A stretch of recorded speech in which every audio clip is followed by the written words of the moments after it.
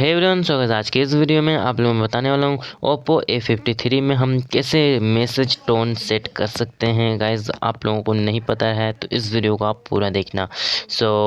Video start करने से पहले मैं एक रिक्वेस्ट करना चाहता हूँ कि अब तक हमारे चैनल को सब्सक्राइब नहीं किया तो जल्द से जल्द रेड बटन दबाकर सब्सक्राइब कर लो और साथ में बेल आइकन को प्रेस करके ऑल पे सेट कर देना, ताकि जो हमारे नए नए लेटेस्ट वीडियोज़ हैं उनकी नोटिफिकेशंस आपको मिलते रहिए।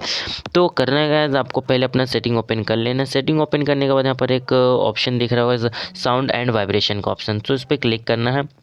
तो यहाँ पे आने के बाद यहाँ पर कुछ इस तरह का पेज ओपन हो जाता है। सो यहाँ पर एक ऑप्शन दिखने लगेगा आपको गाइस, डिफ़ॉल्ट नोटिफिकेशन साउंड, तो उस पर चले जाना है। तो यहाँ पे जाने के बाद यहाँ पर एक रियल मी जिंगल दिया हुआ है। सो यहाँ पर आप सिलेक्ट कर सकते हो इस तरह से।